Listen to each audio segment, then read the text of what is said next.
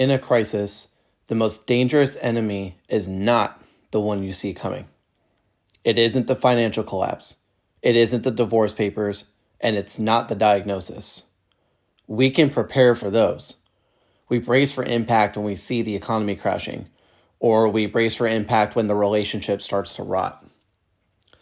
But the most dangerous enemy is the one you never thought you'd have to fight. It's the person standing right next to you. The one you trusted completely. The one holding the shield on your left. And when the arrow comes, they don't block it. They step aside. Every man likes to tell himself he has a shield wall. We love that kind of Spartan imagery, don't we?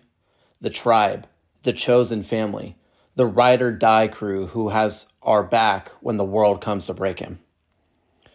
And for most of our lives, that shield wall is never truly tested.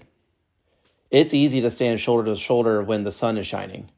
It's easy to be a brother at a barbecue. It's easy to be a loyal friend when the bills are paid and the drinks are flowing. But a crisis, a real crisis, is a crucible. It burns away everything that isn't real. It doesn't just test you, the man in the arena. It tests every single person in your ranks. And today, we're going to talk about the most brutal truth of resurrection. The truth that breaks most men before they even get started. Your shield wall is an illusion. Welcome to episode 9. So let's dissect this. Why does this happen? Why is it that when a man hits rock bottom, he almost always finds himself alone? You can look at your contacts list right now. You might have 500 names, and you might have 50 quote-unquote friends. You may have a business partner, a spouse, a best friend from college. And you think, if I went down, these people would rally. I'm here to tell you that statistically, you're wrong. Most of our closest relationships aren't built on shared character or shared conviction. They are built on proximity and convenience. Some examples of this would be you work in the same office, which would be proximity. You drink at the same bar, convenience. Or you like the same football team, also convenience. These are what I call alliances for peacetime. And a peacetime alliance is easy. It requires nothing of the other person other than their presence. But when the real war begins, when your life collapses, the terms of your alliances change. Suddenly, you're not fun anymore. You're a burden. You're not successful anymore. You're a liability. And those people, they are not equipped to hold the line. It's not necessarily because they're evil villains wringing their hands. It's because they are weak. And truthfully, they have their own wars to fight. They have their own demons.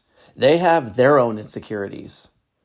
And when they see you, the strong one, the successful one, brought to your knees, it terrifies them.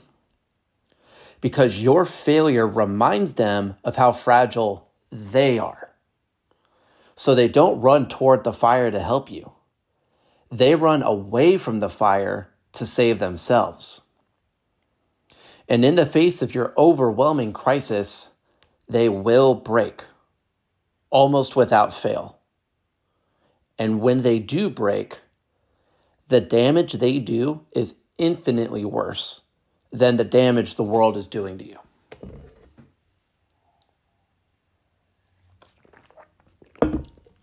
Unfortunately, I learned this lesson in the absolute depths of my own hell. I've called this the polycrisis. Because it wasn't just one thing. It was everything. If you listen to previous episodes or any of my content on YouTube, you know the stats. But I really want you to feel the weight of the room I was standing in. The first front was my relationship. The woman I thought I was building a life with disappeared, gone. The second front was my business. The career I had built my identity on, it was on fire. The company I was contracted with lost a 7-figure contract. And ultimately, the revenue went to zero. And the third front was my family. My mom, a rock in my life. She was fighting cancer. And not just a scare. It was real. It was heavy. I was brought to my knees. I was standing in the wreckage of my life looking for a hand to pull me up. Now, I had 2 people in my life who I believed, and that's the key word there, believed, were my shield wall. One was a man I called my brother. We were partners. We were supposed to build an empire together. And the other was a woman I trusted implicitly, a confidant, someone who knew some of my darkest secrets. These weren't acquaintances. They were my inner fucking circle. And in my darkest hour, when the walls were actually caving in, they vanished. And they didn't just drift away. They betrayed the core of who I was, because they got caught up in the chaos of their own affair. While I was fighting for my survival, they were focused on their secrets. They chose their pleasure over my life. And I remember vividly waiting for the phone to ring. I remember thinking, okay, surely they're going to show up now. Surely they see I'm drowning. And do you know what I got? I didn't get a phone call. I didn't get a visit. I got a text message. And that text message, which was exponentially longer than it needed to be, said, in summary, "You are too needy." Let that sink in. My life is burning down.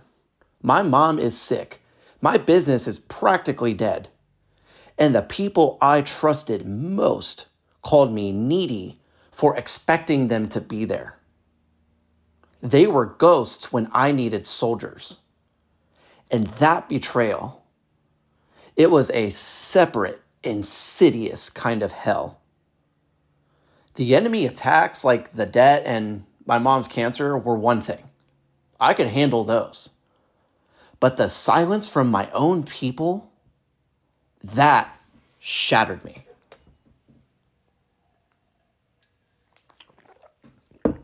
I want you to visualize this. You're lying on the floor. You are beaten. You are bloody. And you look up, expecting to see a hand reaching down to help you up. But there is no hand. There's just empty space. I learned the most brutal lesson of rock bottom that day. The loneliest place in the world is not on the floor by yourself.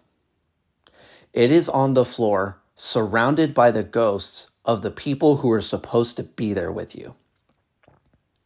It's the expectation that kills you. If you go to war alone, you expect to fight alone. But when you go to war with a team and the team deserts you, the shock is what takes you out. And here's where most men get stuck. They get stuck in bitterness. They say, look at what they did to me. People are shit. I will never trust anyone again. And honestly, for a while, I sat in that. I marinated in the victimhood of it. How could they do this to me? But if you want to resurrect, if you want to rise from the dead, you have to stop looking at them. You have to look at you. The lesson here is not, I repeat, not to never trust again. The lesson is you have been trusting the wrong people. This brings us to the pivot. The moment you take your power back, It's the lesson of radical self-accountability. Here's the statement I need you to write down, unless you're driving, then write this down later. I need you to tattoo this on your brain. You do not get the inner circle you want. You get the inner circle you are. I'm going to repeat that one more time because my voice isn't 100% today. You do not get the inner circle you want. You get the inner circle you are. If your friends are weak, what does that say about you? It says you were comfortable with weakness. It says you tolerated mediocrity because it made you feel superior or because you didn't want to be challenged. If your friends are fair weather, it's because you built relationships based on the weather. You built them on fun, like I did, or on convenience. You didn't vet them for character. You vetted them for chill. Excuse me. Before you can build a circle of lions, you must first become a lion yourself.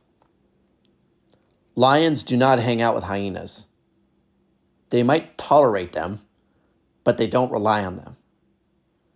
If you are currently surrounded by people who drain you, betray you, or abandon you, stop blaming them.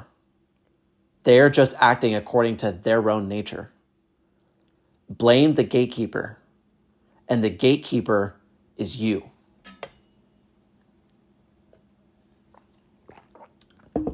You let them in.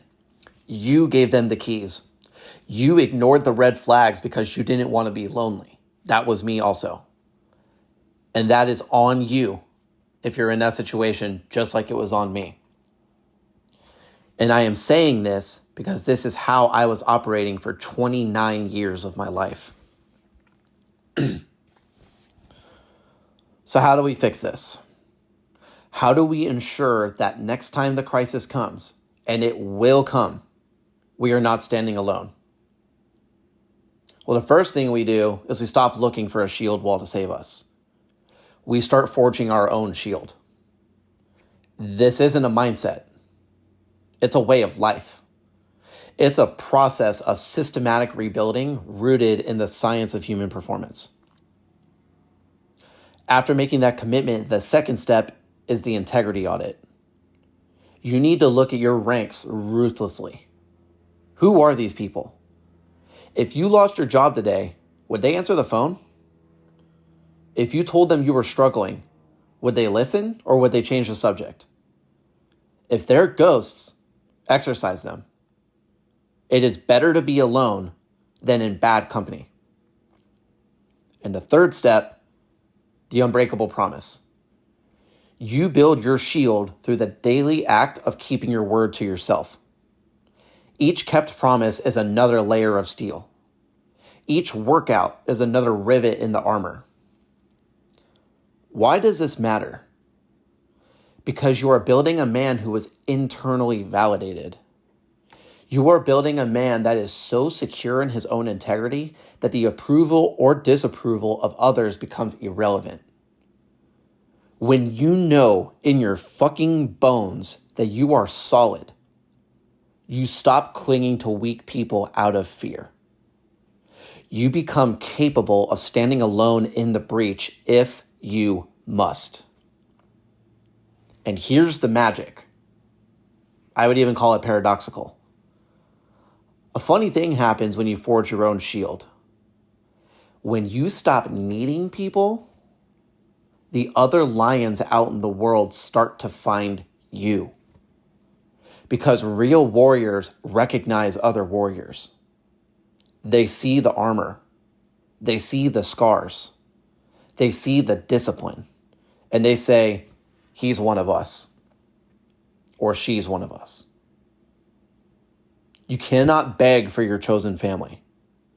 You have to attract it by becoming the man a real chosen family or brotherhood or sisterhood, whatever it may be, would die to have in their ranks. And this is not an easy path. It is a very lonely one at first. You have to walk through the desert before you find the tribe. But if you are listening to this and your shield wall has broken, if you are standing in the middle of your own war, completely alone, and you are done waiting for reinforcements, then I have an invitation for you. I am not a therapist. I cannot help you process the pain of your betrayal. I am a crisis strategist. I will give you the protocol to forge yourself into a man who is no longer defined by it. I want you to apply for a resurrection strategy call. This is not a sales call. It is a tactical briefing. We will diagnose the weak points in your armor, and we will audit your circle. And we will lay out the first steps of the protocol to reforge your life. Go to coachcoos.com and click apply. Stop looking for a brotherhood. Start building the man. That is where your power is. I am Acusio Bavona, and I'll see you in the work.